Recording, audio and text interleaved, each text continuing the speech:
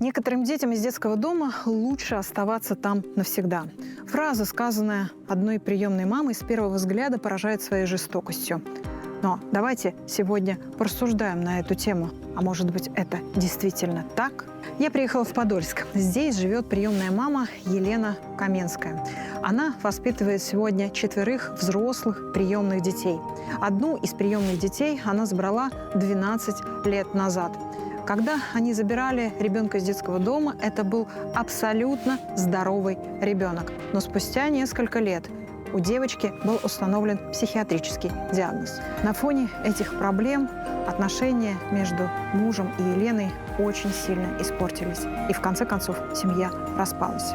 В какой-то момент Елена поняла, что не может справляться, и отдала свою приемную дочь в другую приемную семью. Но Ира через 2 года вернулась снова к ней. Прямо сейчас смотрите откровенное интервью Иры и ее мамы в моем фильме. А что ты плачешь? Ты из-за чего плачешь? Из-за того, что... Обидно просто. А обидно за что? Потому что все так сложилось. Что тебе вот так пришлось 2 года жить в другой семье и... Я постоянно хотела, да, чтобы она была всегда рядом. Вот всегда рядом. Как бы это, возможно, очень глупо звучит, но это так, да. Потом что-то так получилось, что нам пришлось немножечко расстаться. Я в больницу попала.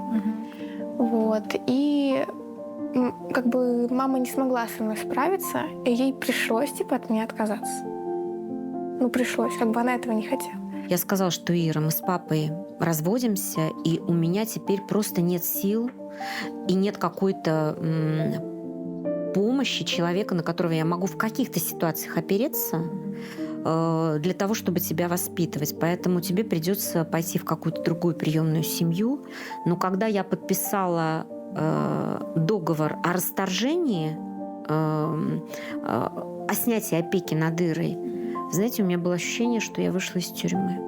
Для меня в этот день наступил одновременно Новый год, день рождения, 8 марта и все праздники вместе.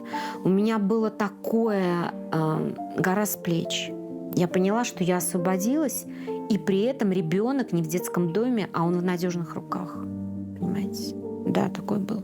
Я всегда, когда видела вот эти вот случаи возврата, я всегда думала, как могут эти люди вот поступать так с детьми? Вот я бы, наверное, никогда так не поступила.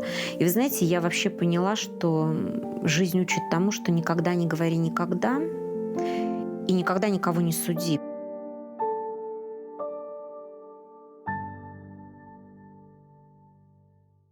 Ира, сколько тебе лет? Полных 18 лет. 18 лет. То есть ты уже взрослый, совершеннолетний человек. С тебе можно задавать серьезные вопросы. Да. Да? А как ты появилась в этой семье? Расскажи. Помню. Я была в Великом Новгороде. Ну, я оттуда вообще родом. Вот. И что-то я, помню, проснулась, ничего, как бы, как обычный день вроде, да? Типа по расписанию и все. И потом вот ко мне подходит мой воспитатель и говорит, вот, типа, Самира, одевайся. За тобой приходят родители, хотят с тобой познакомиться. Вот. Ну, я вышла, там был папа, мама. Вот. Мы пошли гулять. В итоге они меня забрали в тот же день, как со мной познакомились, на гостевой режим.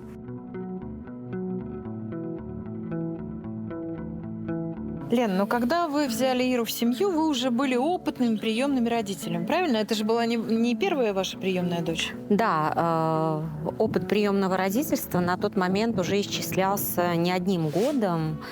И, в общем, мы считали себя достаточно опытными приемными родителями.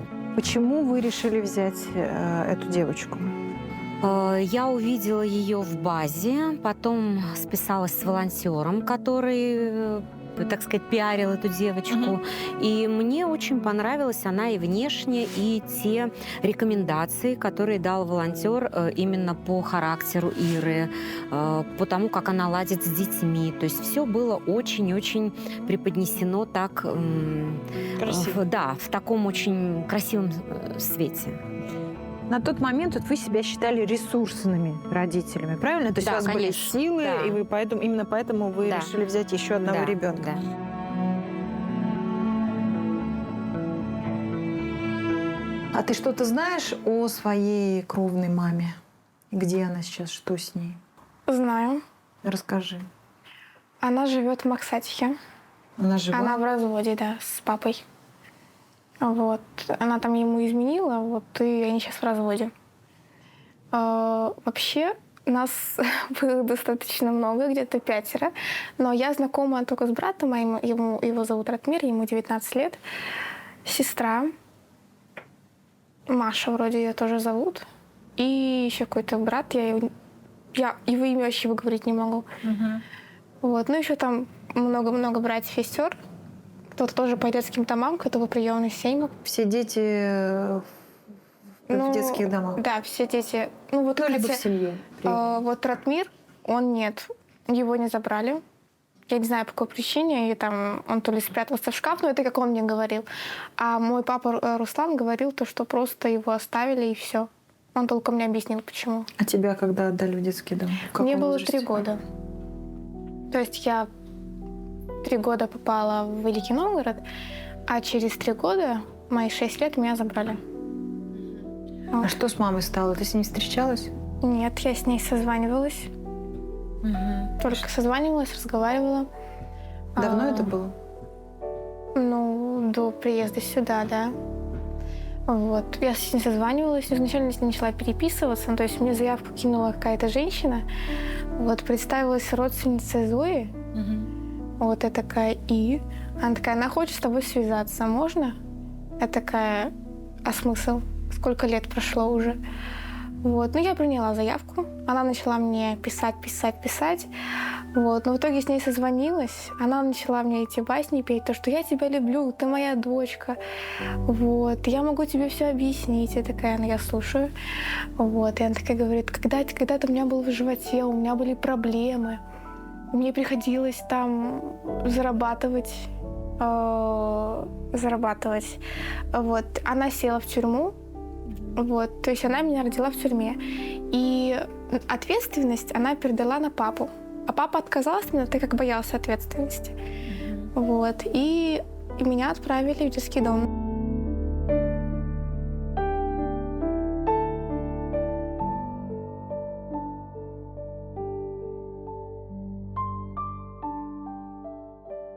Какие-то диагнозы были у нее? То есть какого вы ребенка забирали из детского дома? Ну, вообще, мое основное требование, даже вот к тому, какого ребенка я хотела бы воспитать и с каким ребенком я бы справилась, это ребенок без психических, психиатрических отклонений. То есть это было условие, по сути, да? Да, ваше? это было прописано и в заключении о возможности быть приемным родителем. Ага, Да. это важно. Да. И на тот момент у ребенка была 2-я группа здоровья, и кроме там каких-то в анамнезе заболевания почек, такого незначительного, ничего другого не было. Как у тебя с ними сложились отношения, скажи? Ну, я была таким странным ребенком на самом деле. Почему? А там потому что такой детский дом был закрытый на самом деле. Там как бы не выходили дети никуда за территорию. Как вот. такое? Вот так вот. Вот. Это какой-то специализированный детский дом? Ну, я сейчас понимаю, что да, так. А как у тебя с мамой и с папой сложились отношения в семье? Не очень. Я была очень. очень трудным ребенком. Очень. Вредным, очень вредным. Не уступала там, вредничала. И, ну, как бы, я теперь понимаю, возможно, почему такое отношение не очень хорошее. Ну, типа, они делают мне, ну, как бы, шаг навстречу, типа, дружбу. Да и я вроде, ну, как будто что-то мешает. Вот, А почему ты постоянно себя такой трудным момент. ребенком называла? Почему? Ну, поведение было, знаете, отличалось от других детей. И Ну, ты в полном это смысле этого. осознаешь, да? Ну да. Вот. Ну и с мамой тоже не очень хорошие отношения были, я их хорошо нервы помотала.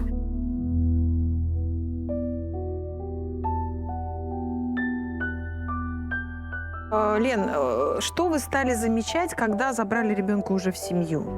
Все ли было так радужно и так прекрасно? И Знаете, Галин, я стала замечать еще, наверное, до того, как я забрала девочку в семью. Мы провели с ней несколько часов в детском доме, и потом приезжали еще раз, и я замечала, что девочка как-то плохо ориентируется в пространстве. У нее крайне узкий и такие минимальные знания об окружающем мире. Но когда я пыталась на эту тему поговорить с педагогами, педагоги списывали все на педагогическую запущенность. И, в принципе, действительно, я понимала, как, опять же, опытная мама и как человек, как вообще мама, что для того, чтобы ребенок развивался, его надо развивать. А в детском доме, конечно, даже в самом лучшем детском доме, учитывая какое количество детей, воспитатель не может уделить внимание каждому. Поэтому я решила, что да, педагогическая запущенность имеет место быть. А в чем это выражалось? Вы знаете, когда мы показывали ей какие-то простые картинки, да, для ребенка 2-3 лет, она не могла не просто составить по ним рассказ, да, это, в общем-то, наверное, 6-летка может домашний сделать, учитывая, опять же, то, что родители с ним занимались, а она не могла даже назвать некоторые предметы. Когда мы привезли девочку домой, я обратила внимание, что в течение 2 месяцев она не может запомнить расположение комнат, санузла, в двери, в которую входной, да, в которую мы входим, выходим из дома. То есть это очень для меня стало таким первым таким звоночком. Ребенок как будто бы не ориентировался совершенно в пространстве. Так, и что потом? То есть не ориентировался в пространстве. Ребенку 6 лет. Вы понимаете, что им надо заниматься. Мы Да, то есть отдали, нужно было да, активно да. ее как-то подтягивать, так Мы скажем, решили до уровня. наверстать упущенное, и на те кружки, которые только могли уместить во времени, потому что у меня помимо Иры на тот момент были дети, да, и они тоже посещали какие-то там, Олег посещал, это мой сын, карате, там Маша тоже ходила на какие-то занятия. Мы стали водить Иру на английский, мы наняли ей репетитора, такого по общим дисциплинам, скажем, это и времена года, это какие-то простые, совершенно элементарные математические задачи. То есть все. И мы заметили, что Ира не может ладить ни в каком коллективе. Что куда бы мы ее ни приводили, мало того, что она не усваивает, плюс ко всему нам говорили: заберите, пожалуйста, девочку. Вот она как будто бы все делает назло. Ей говоришь: возьми красный карандаш. Она, зная уже на тот момент, какой красный карандаш, берет, например, черный. Либо вырезая кружочки, да, она вырезает какие-то там полосочки. И потом мы увидели, что когда нам пожаловался один педагог, мы решили, что, наверное, педагог не совсем нашел к Ире подход. А когда это были 2, 3, 5 и более педагогов, потому что мы меняли, мы ходили на бумажный мир, на рисование, мы ходили на музыку, мы ходили на английский. И все педагоги как один утверждали нам, что они не могут найти общего языка с девочкой, что девочка делает назло. Да? И я стала замечать внутри своей семьи, что такая тенденция, такое поведение, да, у ребенка, оно действительно присутствует. То есть ребенок как будто бы наслаждался, когда он делает наперекор. Вот, понимаете, обычно это бывает в подростковом периоде, когда ребенок пытается отстоять какую-то свою точку зрения, но там просто вот если... Даже иногда, знаете, ребенок знает, а ты задаешь ей вопрос, она намеренно отвечала неправильно, чтобы видеть: Ира, мы же столько раз это повторяли. И вот это всегда такая полуулыбка на лице.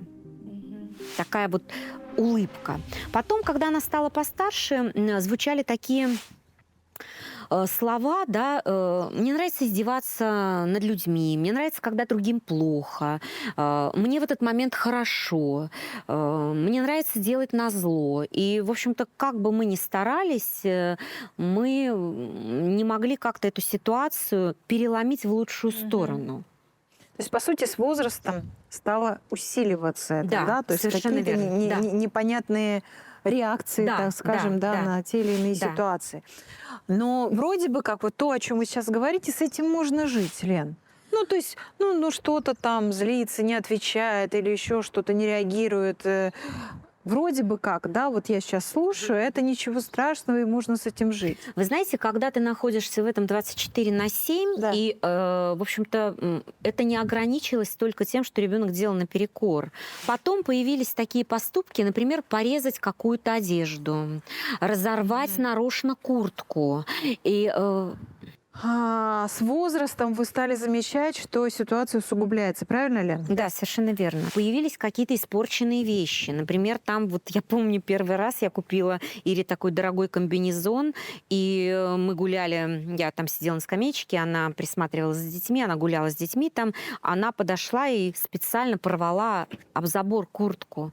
И потом сказала, что я случайно задела. И когда выясняешь, понимаешь, ребенок же не может продумать всю эту многоходовку. Понимаешь, что она порвала это сама. Потом, знаете, как бы мы стали замечать у нее на голове такую маленькую проплешинку. И я подумала, что там, не дай бог, это какой-то лишай, да, побежала к докторам, мы там, понимаете, вот эти все хлопоты вокруг Иры доставляли ей какое-то болезненное наслаждение. Нет, даже не внимание. Да, наше внимание какое-то болезненное наслаждение. И вы знаете, вот с этого началось, вот с этой маленькой проплешинки, как потом выяснилось, ребенок сам выдергивал себе волосы, ну, была у нее такая лысинка, прям, наверное, сантиметров 10 на 10. И мы не сразу распознали. Она выдергивала волосы, она прятала, и когда мы видели, вот эти нашли, ну, честно говоря, мне было плохо. Вот тогда мы первый раз Волосы обратились, нашли. да, вот этот клок волос, вот этот выдранный, а мы уже обижали всех врачей, которых можно было обижать, и трихологов, и дерматологов, то есть всех врачей, и педиатр, и мы сдали кучу анализов.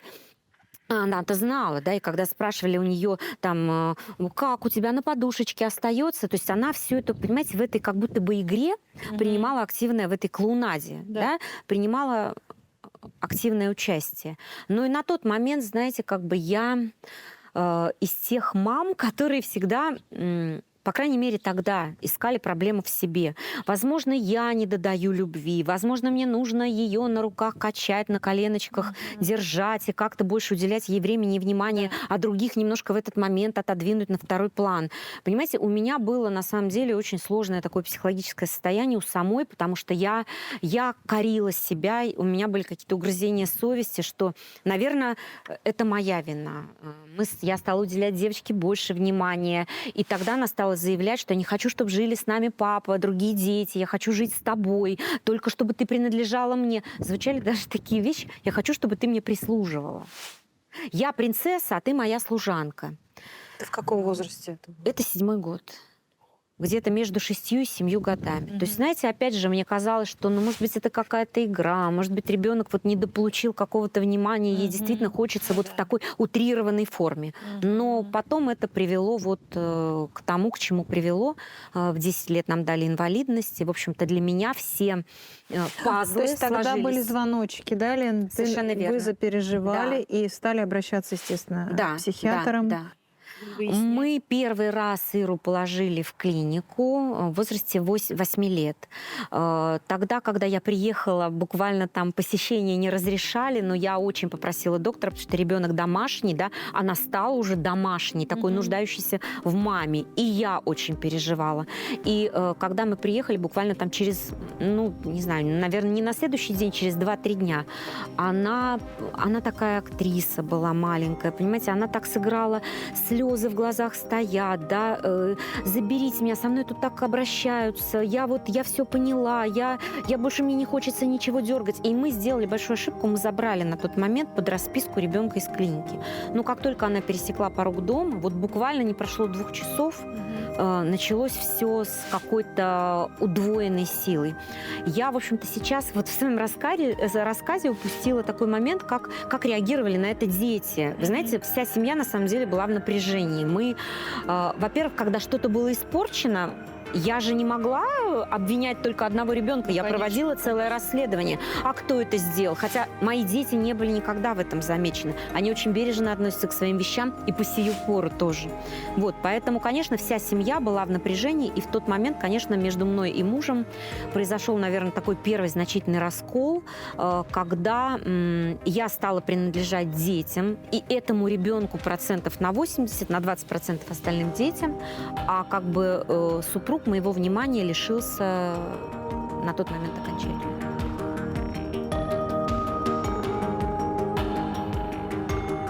Ты что-то от нее требовала? Просто ты хотела, может быть, больше любви, я не знаю, Да, что только мне постоянно тебе. была нехватка внимания. Вот постоянно, я не знаю, почему она и так не уделяла много внимания, на самом деле, прям вот в край. А мне постоянно было мало. Я не знаю, почему. Собственно, да. А что ты хотела от нее? Чтобы она рядом была? Я постоянно хотела, да, чтобы она была всегда рядом. Вот всегда рядом. Как бы это, возможно, очень глупо звучит, но это так, да. Потом что-то так получилось, что нам пришлось немножечко расстаться. Я в больницу попала.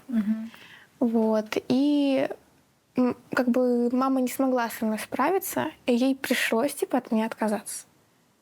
Ну, пришлось, как бы она этого не хотела. Спустя 10 лет ты говоришь об этом?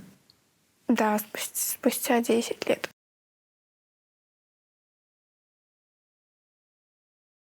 Лена, скажите, когда Ире поставили психиатрический диагноз и на каком основании он ставится? Диагноз поставили в 10 лет. Перед этим мы, наверное, дважды обращались в психиатрическую клинику и были госпитализированы для именно обследования и наблюдения. Когда уже первые звоночки, так сказать, первые подозрения у нас оформились именно в те мысли, которые нельзя больше игнорировать. Вот. И в 10 лет поставили диагноз и установили инвалидность. Вы знаете, как все родители, у которых заболевают дети, и приемные родители не исключение, мне не хотелось верить. Даже тогда. Мне казалось, ну, может быть, ошиблись, может быть, это такой характер, может быть, она притворяется, может быть, ей не хватало внимания. И это, может быть, сопровождало меня очень много лет.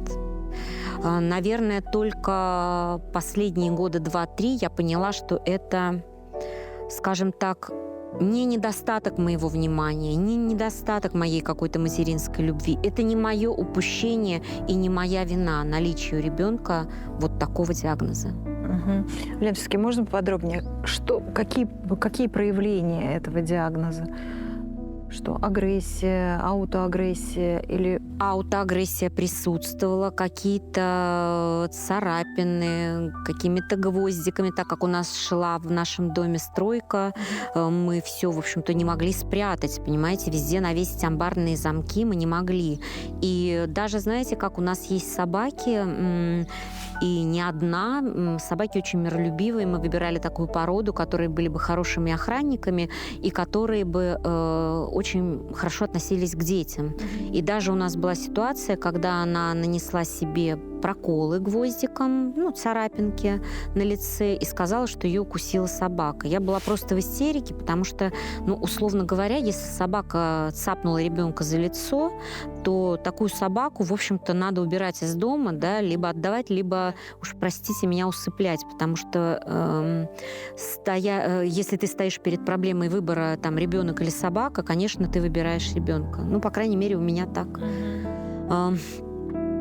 И, в общем-то, проведя такое свое расследование, да, там ко мне приехали старшие дети, которые уже на тот момент были самостоятельные и проживали отдельно, соизмерив там пасть собаки с нанесенными такими вот повреждениями, мы поняли, что виновата не собака. Знаете, самое ужасное, что ребенок бьется в истерике и говорит: нет, вы мне не верите, вы вот такие, вы плохие, это собака, правда, почему мне все не верят? И ты начинаешь плакать вместе с ней и думать, понимаете, вот у меня было ощущение, что просто не я схожу с ума, а все мы сходим с ума. Вот было такое ощущение, это ужасно. Я вот сейчас вспоминаю, даже пульсирует висок, как говорится.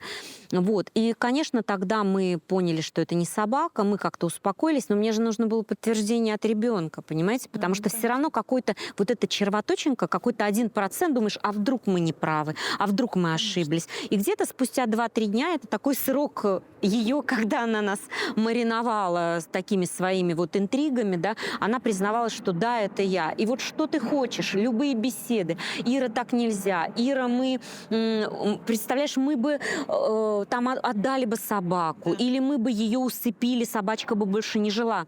Ну и что, а мне все равно, она говорит. Мне все равно. То есть на тот момент ребенок транслировал такое равнодушие ко всему. И на самом деле, знаете, я не знала, как мне обращаться вот с этим, как мне какой педагогической линии мне следовать далее, понимаете? То есть это очень тяжелая ситуация. А для тебя это было неожиданностью? То есть, когда тебе исполнилось Да. 16 лет, ты попала в больницу? Это было неожиданно, но я понимала, что она не виновата. Вот. И я там, получается, Как меня ты думаешь, взяли почему? другие... Извини, как ты думаешь, почему она пошла на этот шаг? Как ты считаешь? Ну, еще начнем с того, что у нее тоже проблемы со здоровьем были, у нее большие, головные боли были, у нее там на таблетках сидела. Вот, и, естественно, она уже не могла справиться со мной, потому что она же не робот. Вот, у нее тоже чувства есть, и она человек вообще-то. Вот, и она не смогла с ней справиться. Что значит не могла справиться? Ты ее как-то изводила или что? Да, было дело. Выводила ее на эмоции. Было такое дело, и очень часто, кстати. Это все не за схватки внимания, нехватки. То есть ты, внимания. то есть ты хотела все больше и больше, да? Да, я не знаю почему. Ну, сейчас, возможно, осознаю. Ну, вот сейчас я вам расскажу. Да. Вот. А потом, получается, мы с ней расстались. Меня взяли другие опекуны. Ты сильно расстроилась, когда тебе мама Я сказала, что... расстроилась, но я это даже не принимала. Я не хотела этот принимать факт вообще никак. Вот я плакала. Вот. Ну, а потом не то чтобы смирилась, я немножечко приняла этот факт. Вот. Я попала в другую семью. Лена, что ты тогда сказала Ире, когда пришла к ней в больницу? Я, в общем-то, я всегда за правду, в том числе с детьми, несмотря на их возраст, просто объясняю любую ситуацию доступным для ребенка языком. Я сказала, что Ира, мы с папой разводимся, и у меня теперь просто нет сил и нет какой-то помощи человека, на которого я могу в каких-то ситуациях опереться, для того, чтобы тебя воспитывать. Поэтому тебе придется пойти в какую-то другую приемную семью. Но общаться мы с тобой не перестанем. Я, по крайней мере, я со своей стороны, я готова к этому общению. Знаете, на удивление Ира не расстроилась. Она не плакала, она не уговаривала меня не принимать такое решение. Как-то, знаете, ощущение... Как раз-таки, о чем мы говорили с вами, да, ощущение складывалось такое, что вот эта семья для Иры нужна больше мне, а не ей. Иру взяла подмосковная приемная семья, родители, у которых уже были такие особенные дети. И, наверное, это действительно профессионалы, потому что, по крайней мере, мама опекун, которая вот могла как-то что-то не пропускать через себя, где-то как-то не принимать близко к сердцу. И Ира там на контрасте с моей заботой, с тем вниманием, с любовью, которую я ей давала, она вдруг стала многое понимать. Вот что удивительно, Галина, что это расставание пошло нам обеим на пользу. Главным образом Ире, конечно. Я, знаете, когда я подписала, я скажу, наверное, для кого-то совершенно неприемлемую вещь, но когда я подписала договор о расторжении, о снятии опеки над Ирой, знаете, у меня было ощущение, что я вышла из тюрьмы. Вот даже так. Да. Для меня в этот день наступил одновременно Новый год, день рождения, 8 марта и все праздники вместе.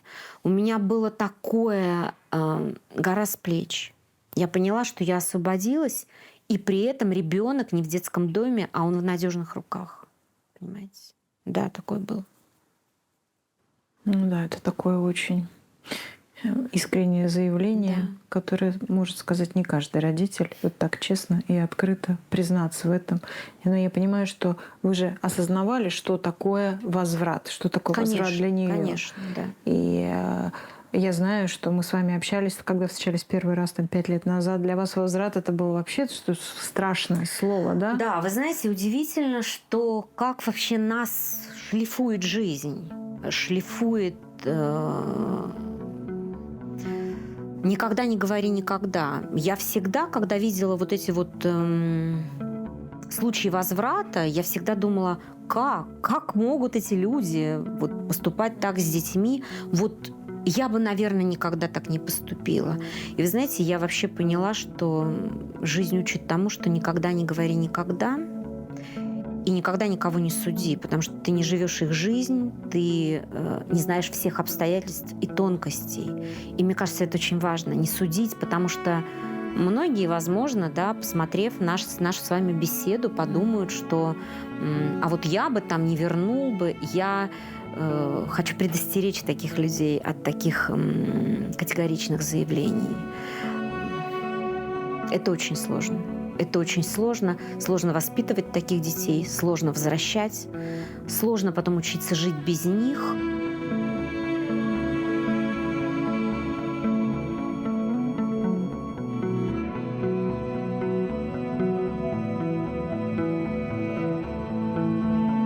А что там, все многодетная семья? Тоже много детей? Да, 5. 5. Да, вот. А как там все складывалось у тебя? Как поначалу как отношения? все нормально. Ну, как вы понимаете, у них была обязанность просто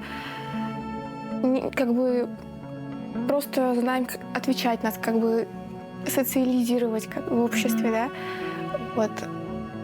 А мне хотелось внимания. Все равно хотелось внимания. Нет, это не то, что в любви от мамы, да.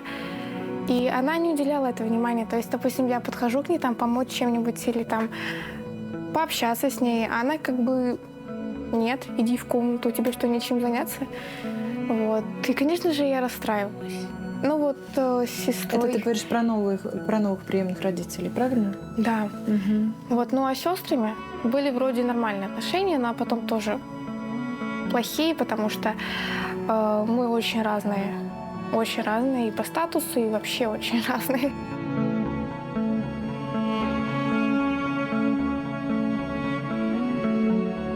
Лен, детей вы брали по обоюдному согласию с мужем. Конечно, правильно? да. Муж был согласен на то, чтобы взять приемных детей, и он участвовал в воспитании, правильно?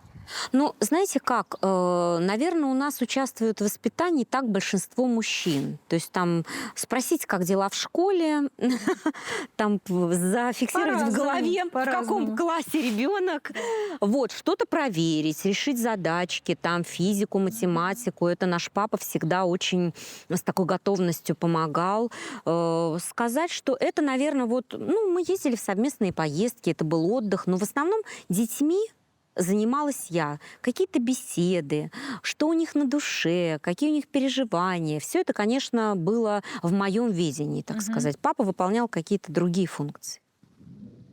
Добытчик. Добытчик, да, там обустройство участка, там как-то благоустройство, какой-то ремонт по дому и так далее. Он участвовал в жизни семьи. Участвовал в жизни семьи. Но в жизни детей больше участвовала я и жила жизнью детей.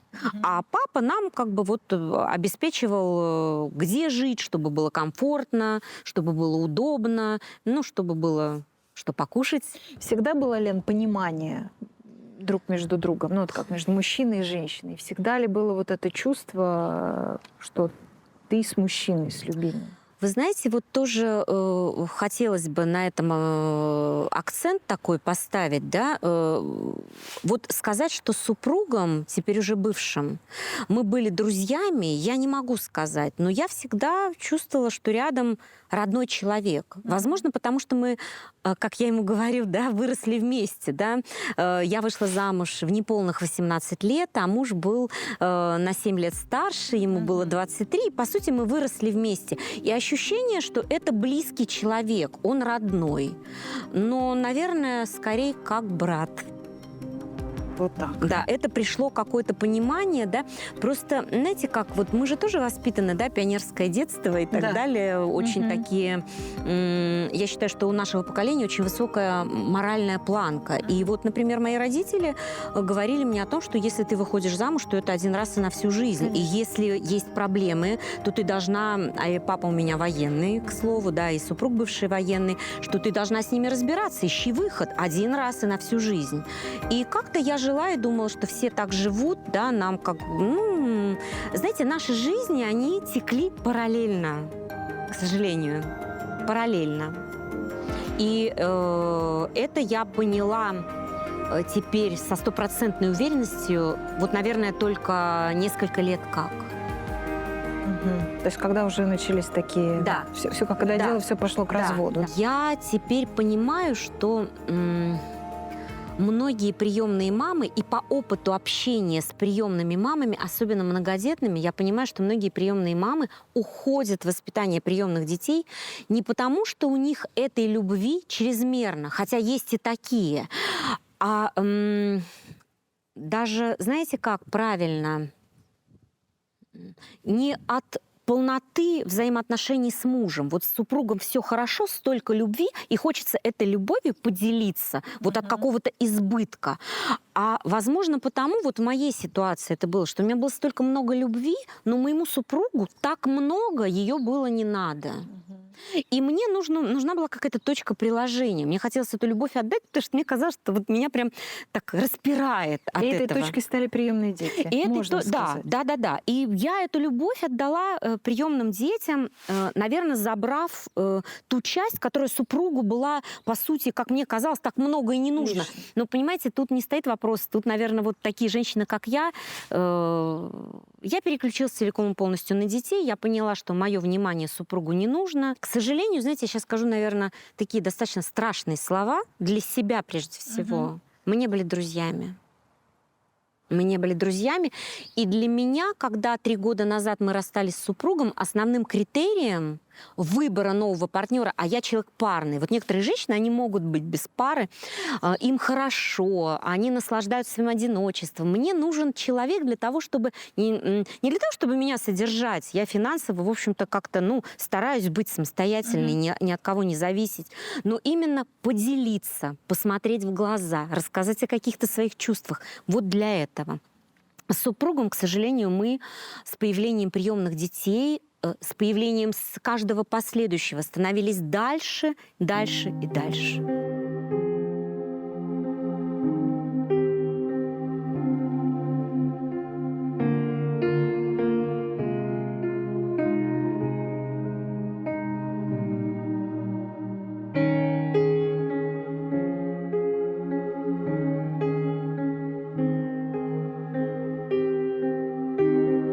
Вы как-то в разговоре со мной произнесли такую, для меня очень страшную фразу, наверное, для многих родителей, когда они услышат, они тоже вздрогнут, что некоторым детям из детского дома лучше оставаться в детском доме, что им там будет комфортнее и лучше. Вы знаете, на самом деле, Галина, это не моя точка зрения, это точка зрения по опыту людей, с кем я общаюсь, да, их подросших детей. Многие дети, когда им 11, 12, когда начинается этот пубертатный возраст, и они что-то понимают про себя, про требования, которые есть в приемных семьях, про какие-то, так сказать, устои, да, некоторые дети говорят сами: мне лучше в детском доме, потому что там ничего не требуют, не нужно убираться, трусишки, носочки стирать не нужно, не спрашивают за оценки, и мама не сидит над душой, когда ты делаешь уроки. И многие дети начинают вести себя так, чтобы в детском доме оказаться вновь. Как это ни прозвучит, действительно, вы сказали, страшно и нелогично. Мы-то настроены, да, и у нас такой взгляд у взрослых, что каждому ребенку нужна мамочка, Да. которая будет на ручках его нянчить, к груди прижимать, перед сном целовать. Но это же материнство, оно не только в этом. Правильное родительство — это в том, чтобы спросить, а какие оценки, заставить сделать то, что ты сделал некачественно, по крайней мере, в моей семье это есть, устранить какие-то ошибки и так далее. И когда ты к ребенку предъявляешь определенные требования, получается, что ребенок к этим требованиям не готов, он не хочет. Несмотря на то, что в моей семье был опыт принятия ребенка и в 11 лет, и как раз-таки договоренности были о том, что у нас вот такие-то порядки. Ты согласна, живя у нас, соблюдать это? И ребенок сказал: согласен. А некоторые говорят, не зная, что они согласны, и потом их тяготит их это тяготит, их тяготят эти требования, и они хотят уйти туда, где этих требований нет. Потому что, согласитесь, детский дом, какой бы он хороший не был, замечательный, и какие бы ни были замечательные педагоги и весь педсостав в целом, понятно, что невозможно проконтролировать каждую там переписать задачку, либо пересказать параграф, понимаете? У меня в моем опыте было такое, когда ребенок, когда я заставляла читать, устраивал дикие истерики и говорил, что он пожалуется президенту в опеку и туда, куда только можно пожаловаться.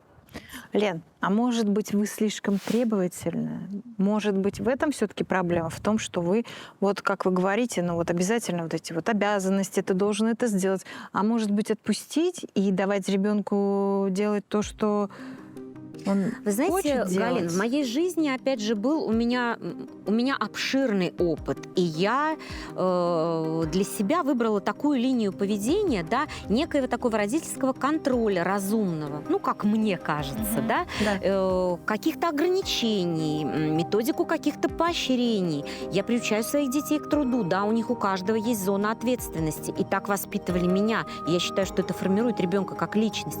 У меня был опыт, когда ребенку я сказала: ты можешь ничего не делать, вот тебе телефон, вот тебе ноутбук, и распорядись своим временем так, как ты считаешь нужным. Знаете, с дистанции первой сошла я, потому что ребенок сидел неделю без сна в телефоне, не поднимая попу, точнее, поднимая ее только для того, чтобы принять пищу, сходить в туалет, даже не принимая ванну. Поэтому терпение закончилось у меня. Я сказала: нет, друзья, мы будем жить по моим правилам, это мой дом, и здесь правила устанавливаю все-таки я. Поэтому давайте телефоны, если ты сделал свои дела. До определенного возраста у меня вообще у детей в пользовании телефонов не было, потому что я не считаю это чем-то необходимым. Мы живем за городом, детей мне приходится возить до школы, где-то в свободном, так сказать, пространстве они у меня не гуляют, чтобы я не знала, с кем они, где они. Такого нет, потому что я все-таки чувствую ответственность за этих детей, даже, знаете, какую-то моральную, не то, что это перед опекой, а кем они будут, когда вырастут. Мне очень, знаете, наверное, это цель многих приемных родителей, но моя цель однозначна. Я хочу, чтобы моя цель и задача, чтобы ребенок, который у меня в семье, любой из приемных детей, ни в коем случае не повторил судьбу своих родителей. Это алкоголь, это наркотики, это какой-то разгульный, разбитной образ жизни. То есть если мои дети будут такими полезными членами общества, будут иметь профессию в руках, создадут свои семьи, будут любить своих детей, я буду считать, что моя жизнь, вот она не зря. Лена, а не может ли быть такого, что вот не давая, грубо говоря, все равно вот той свободы, такой вот свободы в прямом смысле этого слова, что в какой-то момент пружина все равно выстрелит, они все равно выйдут из вашей семьи, но они будут не готовы к тому, что нет мамы, которая распределяет их обязанности, четко знает, когда они приходят, когда они уходят, когда они делают уроки. И тогда будет страшно, нет? Галина, понимаете, у меня есть ответ на этот вопрос. У меня об этом можно было бы говорить, если бы у меня были дети до 18. Но мои дети уже, некоторые из моих детей, в том числе и приемных, 18+. И я вас уверяю, я не могу насладиться каким-то своим родительским, знаете, родительской свободой, потому что дети не хотят уезжать в свои квартиры. Они не хотят уже свободы. Они говорят: мама, нам так замечательно в семье. У нас какие-то праздники, у нас какие-то традиции, у нас совместные ужины, пикники на выходных, у нас поездки на море, на автомобиле.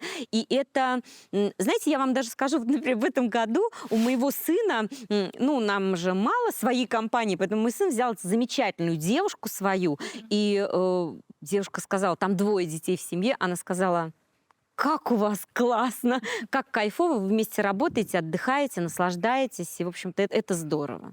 Поэтому я считаю, что нет, мои дети нет.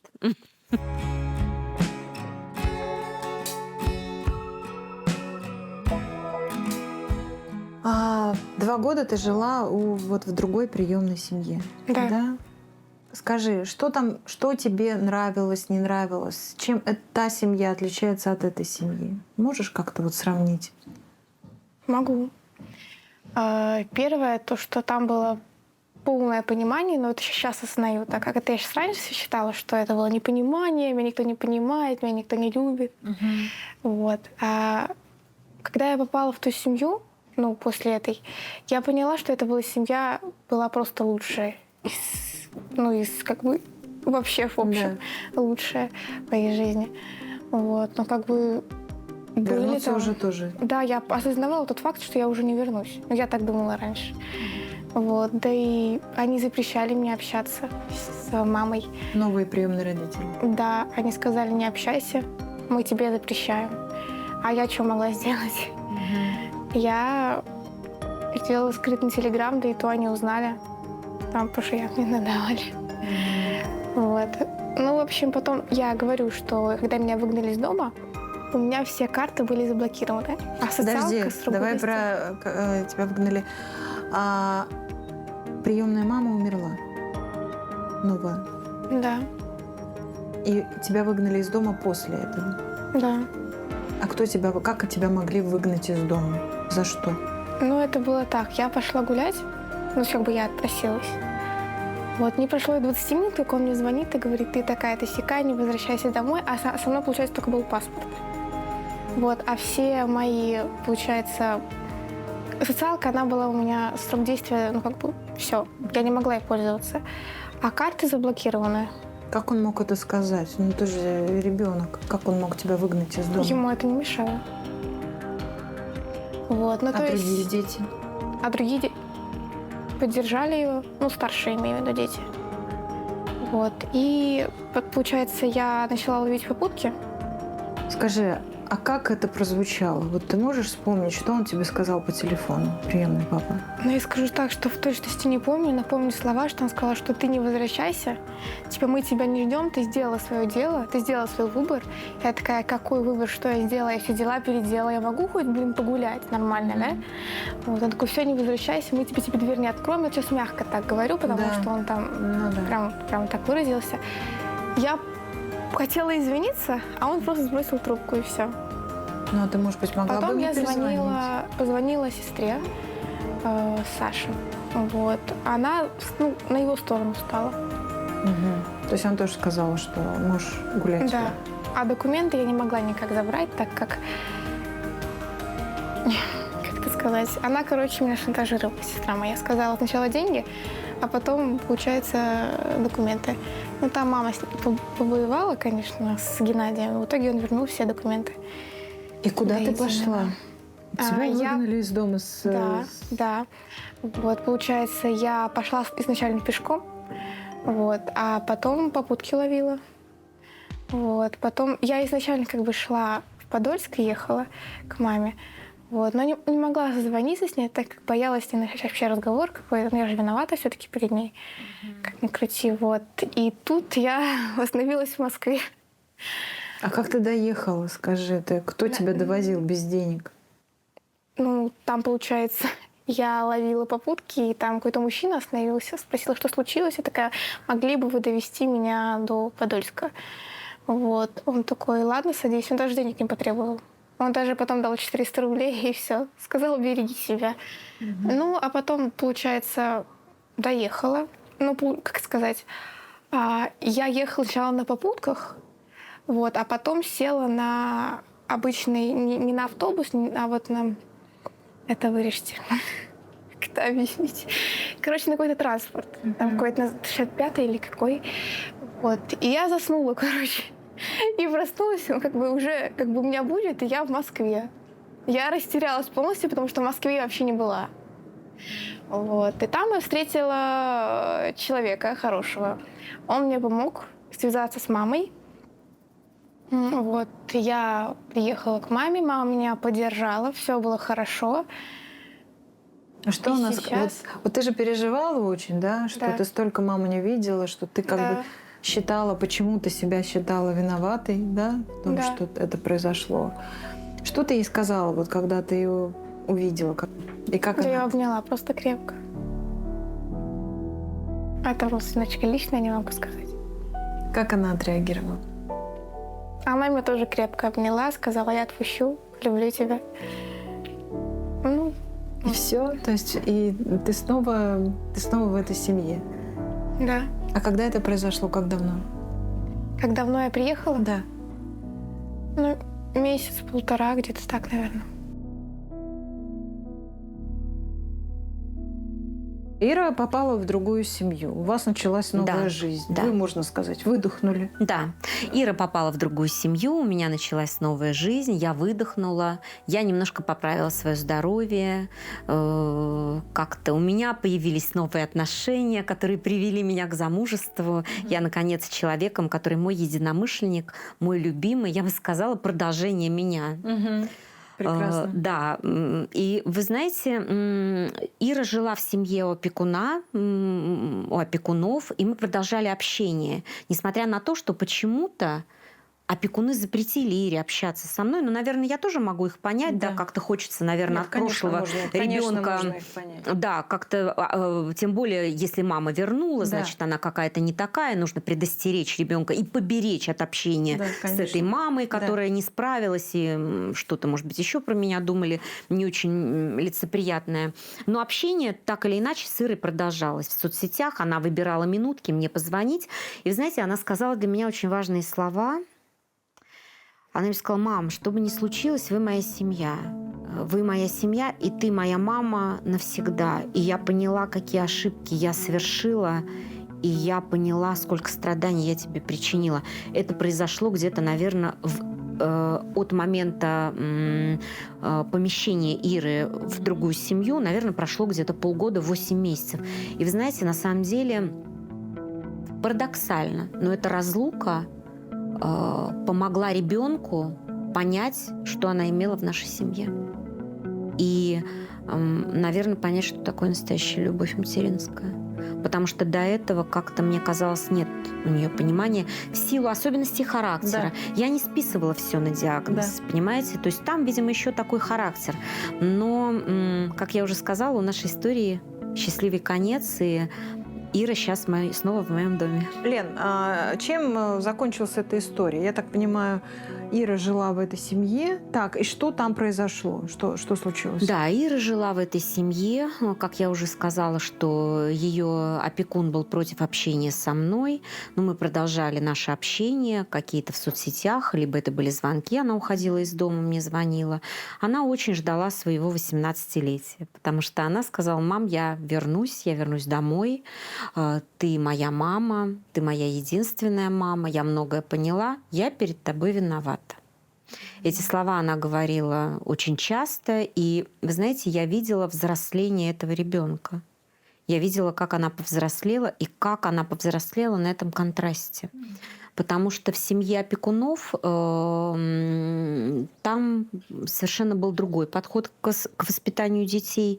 И там опекун транслировал следующую мысль, что я несу за вас ответственность, я помогу вам встать на крыло в этой жизни, но я имею право вас не любить.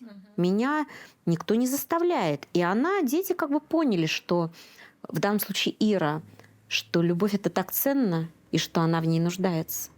И что эту любовь давала ей я. Вот так. Так, и как она снова оказалась в вашей семье тогда? Просто же так Получилось так, что за несколько дней до ее 18-летия опекун умерла. Вот такое трагическое обстоятельство. И Ира как-то сложно переживала тоже это, несмотря на то, что не была очень привязана к своему опекуну, к своей новой приемной маме. Она переживала как раз-таки, что она тоже чего-то не оценила в отношении приемной мамы.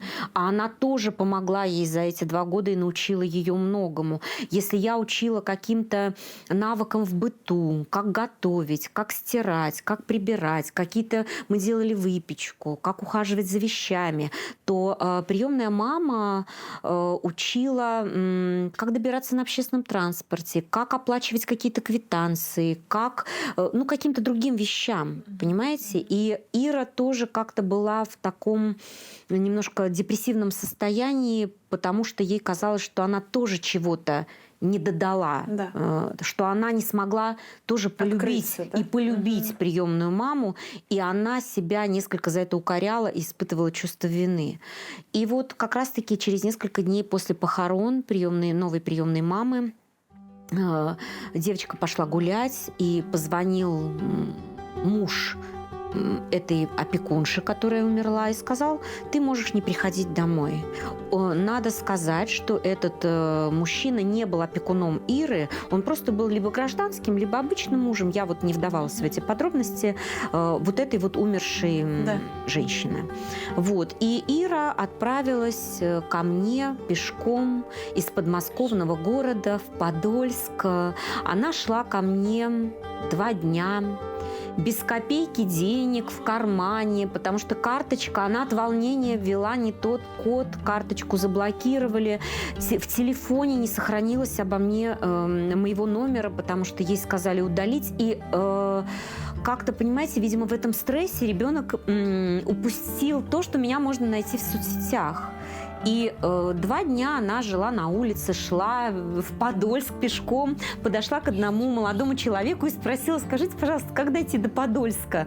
Молодой человек заподозрил неладное, спросил у нее: а как, а что? И на наше счастье попался очень порядочный человек, вы же понимаете, потому что могли воспользоваться ребенком в каких-то других целях, да, не в целях помощи. Этот молодой человек привел ее домой, так сказать, купил необходимую одежду, накормил, обогрел по-отцовски, так, знаете, по-товарищески. Это взрослый мужчина был? Этому мужчине 26 лет. И вот этот молодой человек привез Иру, и, в общем-то, это такая была встреча после долгих лет разлуки. Это были такие доверительные разговоры, это было такое взаимное... «Прости меня, мам, прости меня, дочь».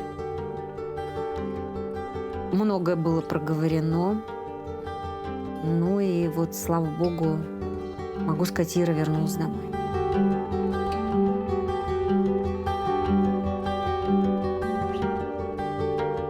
Сейчас к ней другое отношение, Лен? Да. Вы знаете, возможно... обстоятельства, в которых она побывала. Вот, знаете, ощущение, знаете, как будто человек, вот, знаете, как сказка, в молоко нырнул, а вынырнул другим. Вот как будто она нырнула в эту жизнь, другую, не такую, которая была в моем доме. Как я говорю, у меня девочки, как розы оранжерейные. А она вот как-то, наверное, в реальность нырнула. И столкнулась с этой реальностью. И она в чем-то не пришлась ей по вкусу. И она научилась ценить то, что давала ей я. И моя семья. И это важно. Это важно. Сейчас ей сколько лет уже?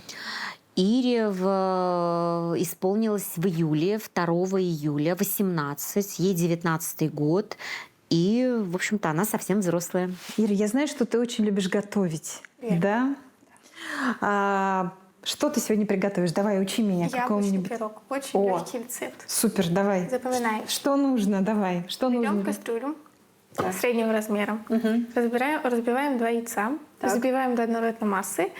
Добавляем, это по вкусу. Лично я добавляю 1,5 стакана сахара. Угу. Все это еще раз хорошенечко взбиваем до однородной массы. Так. Добавляем немножечко соли чуть-чуть и немножечко соды. Да, чуть-чуть соли. Гасить, не гасить? Нет, не гасить. Не гасить просто. Вот. Потом добавляем туда полстакана масла растительного. Да. Все это взмешиваем. Масла? Интересно, так не делают? Нет, полстакана. Ну, я Полстакана. поняла, но полстакана это много. Это немного. Угу. Ну, в моем понимании. Вот. Потом добавляем 2 стакана муки. Но это тоже по массе. Да. Вот. Хорошенько все это взмешиваем со дна. Берем все это. Да. Ну, понятно. Да. Машенька. Потом берем, нарезаем яблочки. Сколько яблок? Это по вкусу любителю. Угу. Как ты нарезаешь яблоки? Покажи, насколько мелко, крупно, как ты режешь их. Честно, по-разному. Ну, они такие, да, прям жесткие. Да. Не люблю такие яблоки. А это вырежьте, пожалуйста, я сказала. Да, вот эти вот серединки самое главное. Ага. И скажи, какие у тебя планы на жизнь? Ну, изначально я хочу получить квартиру, обустроить ее, колледж закончить, на работу устроить, ну, ладно, на подработку. Вот, осуществить кое-какие свои мечты. Ну, там вообще большие мечты, конечно, но там надо, конечно, попотеть. Вот, и... Ты о них не можешь говорить. Ну, там Короче, там очень слишком перечислять долго. Ну, какую-нибудь свою самую такую, которую ты можешь озвучить. Я хочу стать мастером маникюра. О, какое хорошее у тебя желание. Да. Дизайны там делать. Ну, типа, у меня есть талант к этому, нужно развиваться. Петь люблю. Поешь? Да, у меня хороший голос. Здорово. М, То есть ты хочешь стать певицей еще? Частично, да. Так, ну у тебя много планов, молодец. Это То есть есть к чему стремиться, точно. А техникум какой ты заканчиваешь? Я вообще первый курс заканчивала на оператор ВМ, но потом я перевелась в Подольск на повара. Я люблю готовить. Да, я поступила опять на первый курс, потому что на второй меня уже не возьмут. Ну вот, все. Ну, возможно, еще, извините, пожалуйста. Да-да. Вот, и, возможно, я еще буду на ночные ходить. Там, на курсы ночные. Вот. Но это еще буду смотреть, я буду смотреть по здоровью.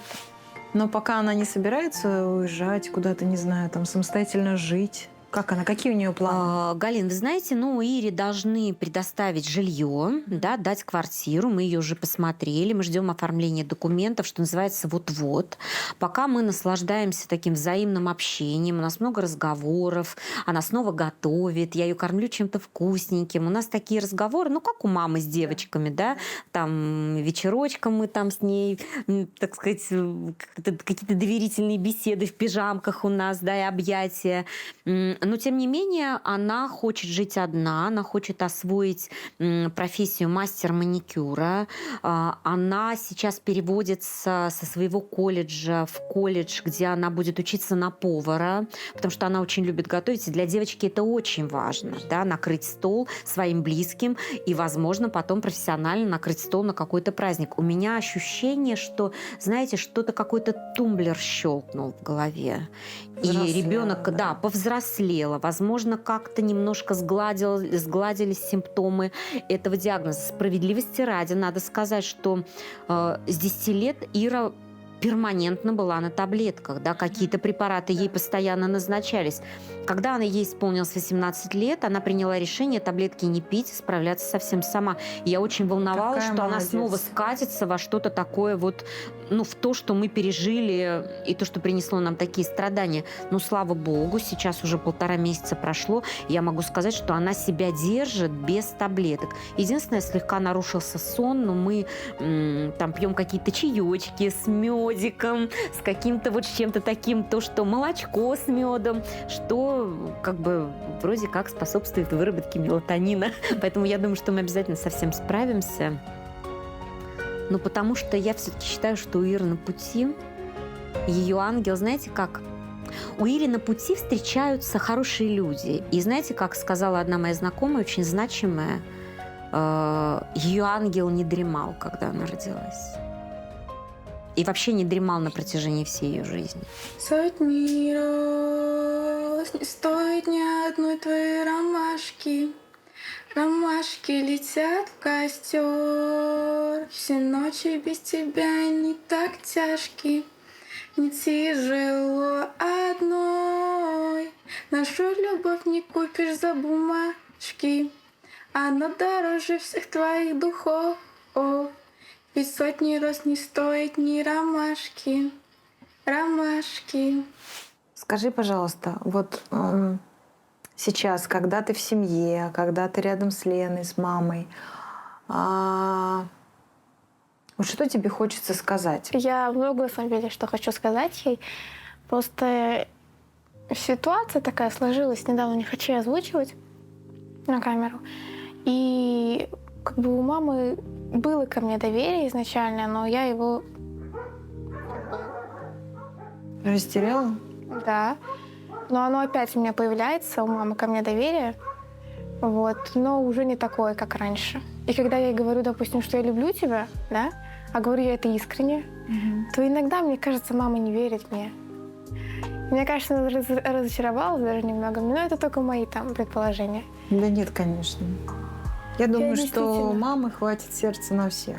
Да, я очень ее люблю. И жалею, что так все сложилось. Вот. То есть если бы все вернуть назад, то, наверное, ты бы уже вела себя по-другому. Ну да, если бы я знала, что будет, как сложится. Чем всё. все это, да? Да, То есть это был такой для тебя, конечно, удар судьбы. да.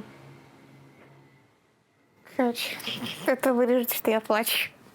А что ты плачешь? Ты из-за чего плачешь? Из-за того, что... То, что Обидно ты просто. А обидно за что? То, что все так сложилось. Что тебе вот так пришлось 2 года жить в другой семье, Да.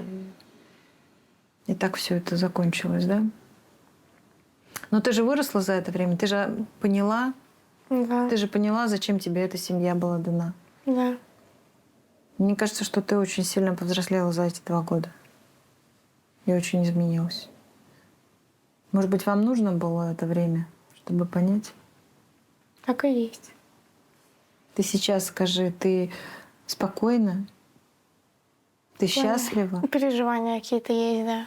Есть? По поводу чего? Ну и что? Начнется опять эта фигня. Ну, уже как бы не ссора, вот, да, такая критичная, а вот эти вот зацепки, да. И мама опять, ну, как бы тратит постоянно на нас деньги, да, не жалеет на нас деньги, а у нее как бы, она деньги не печатает. Вот, а тут еще мы со своими ссорами, и она может распсиховаться, и, ну, в общем, да, вы поняли. Да, я думаю, что все будет хорошо. Я думаю, Я что просто себя накручиваю постоянно. мудрости хватит и тебе, потому что ты уже взрослый человек, уже несешь ответственность за себя, да? Вот. И мудрости хватит маме, чтобы как-то все это сгладить. Спасибо тебе большое. Вам тоже спасибо. Скажи мне, давай последний вопрос. Что для тебя значит семья? Еще раз. Ты говорила? Доверие, любовь и понимание. А что вообще нужно ребенку в жизни? Ну, чтобы мама никогда не открестилась от своего ребенка, это первое. Всегда поддерживала его. Любила по-своему. Ну и всегда протянула руку помощи. Потому что это ребенок. Лена, у вас 5 детей, и 3 из них уже, по сути, студенты, взрослые люди, да?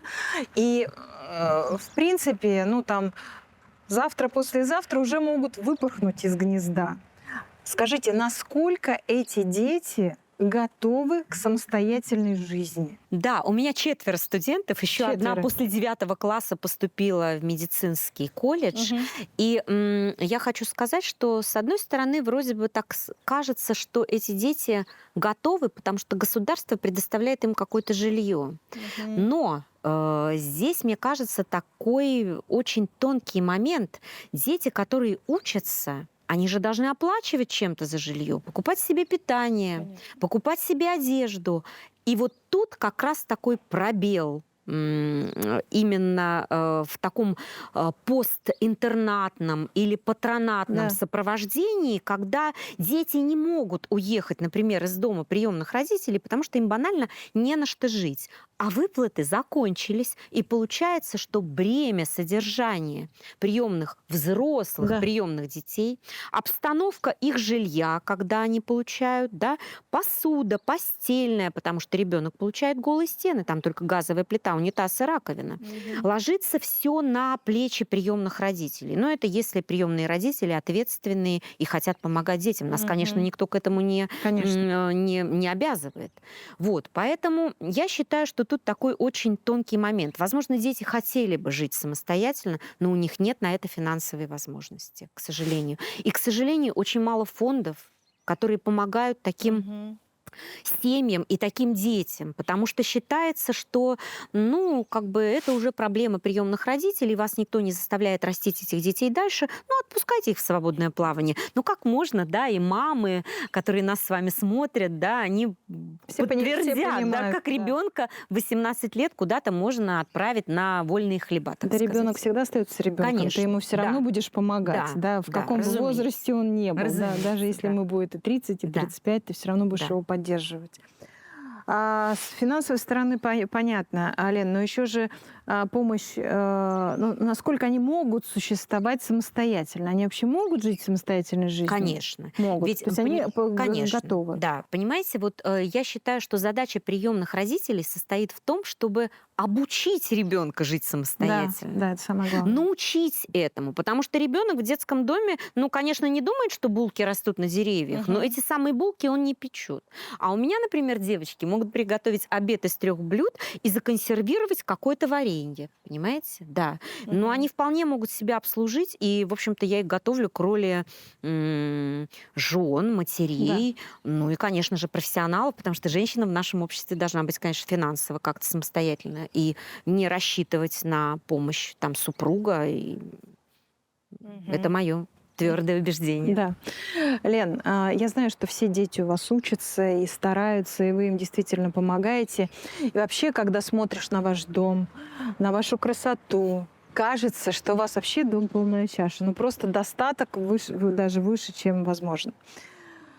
Все ли так радужно и все ли так прекрасно? И действительно ли вам не нужна помощь? И вообще она вам не требуется, да? Вы знаете, на самом деле, да, действительно складывается такое впечатление о нашей семье, что у нас всего достаточно, и живем мы в достатке. Но это несколько обманчиво. Почему?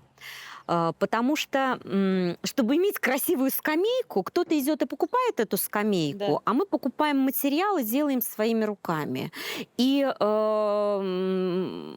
это как раз-таки экономит наш бюджет и позволяет сложить о нас такое впечатление, такое мнение. Я никогда не отказываюсь, если мои друзья, либо друзья моих друзей хотят помочь как-то отдать какие-то достойные вещи моим девочкам. Мы обязательно приведем все в порядок, постираем хорошим порошком, с хорошим ополаскивателем. Супруг не принимает, бывший муж не принимает, бывший приемный отец Да. девочек, да, не принимает, и как бы моих детей не принимает участие финансового, и все легло на мои плечи. Поэтому если кто-то... Что нужно, да, Лена? Скажи, пожалуйста. Может быть, кто-то откликнется, может быть, кто-то Ну, конечно, поможет. хотелось бы помочь с учебой, потому что почему-то у нас сложился такой стереотип: помогают только тем, кто вот внешне, так сказать, производит впечатление таких людей, нуждающихся в этой помощи. Если родители, такие как я, бьются за то, чтобы выглядеть достойно, чтобы дети выглядели хорошо, работают, можно сказать, там, с перерывом на сон. Я, например, сплю по 5 часов порой, потому что у меня работа, работа и работа. Почему-то таким помогать не принято, а мы очень нуждаемся в этой помощи. На учебу. И, конечно, знаете как, ну сейчас у нас все через компьютеры, да, через ноутбуки. Дети учатся даже в колледже обязательно, чтобы был какой-то там ноутбук, планшет и так далее. Понятно, что так как детей много, каждому это обеспечить очень сложно. Поэтому если бы кто-то нам помог, либо передали лежащий без дела ноутбук, но рабочий, мы бы были очень признательны. Если вам понравилась эта история, пишите свои комментарии, подписывайтесь и ставьте лайк. И обязательно оставайтесь такими же неравнодушными.